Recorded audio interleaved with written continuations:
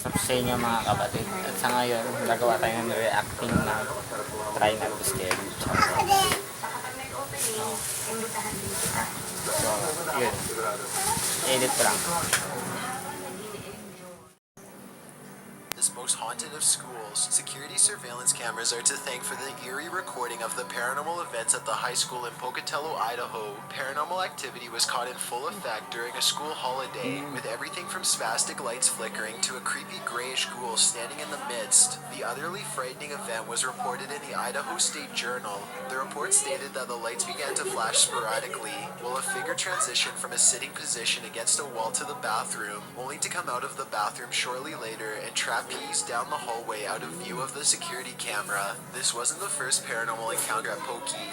A former school principal, Don Cotan, tells of several occasions when, late at night, something like a broom handle banged against the floor below him, jarring him from his work. Shaken, he would stomp his feet and yell at the poltergeist for disturbing him. Other incidents reported by teachers and students alike include a ghoul in the rafters of the gym, a mysterious piano playing with no pianist in sight, a shadow and ghostly noises throughout the school, all completely unexplained. An investigative team suggested that the paranormal activity could be connected to 6 deaths from a fire in the original school building, which burnt down in 1914. Whoever is haunting the building, they're sure doing a good job of it. Number 14, El Paso High. The high school in El Paso is as scary as they come. The school is haunted by the spirit of a girl who once committed suicide there. As her ghost does on occasion, the girl is said to have jumped over the balcony to the hallway. People have seen her paranormal image do the same. Before it reaches the floor, the ghost vanishes. There is also said to be a strange mist that hangs over the hallway where she was found. The haunted school has classrooms hidden underneath the building, a strange gooey substance that seeps from the ceilings, and misty hallways that, at times, must be sealed off. A ghost has even been caught on camera. In 1985, the graduating class took their annual photo. The image turns out blurry, but the ghost student is pictured, dressed in all white, standing amongst the other students. Official reports indicate that no one was standing there when the picture was taken, nor can the female in question be identified. Spine tingling, am I right?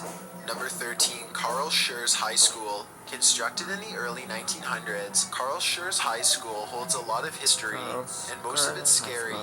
Apparitions, strange sounds, and smells have all been witnessed at the school, so much so that a paranormal team went to investigate the matter, using a device called Andy's Box, which allows ghosts to speak through radio station scans. The team entered the library and went to work. They identified how many spirits were in the room, 6, and the name of the spirit who was speaking to them, Steven.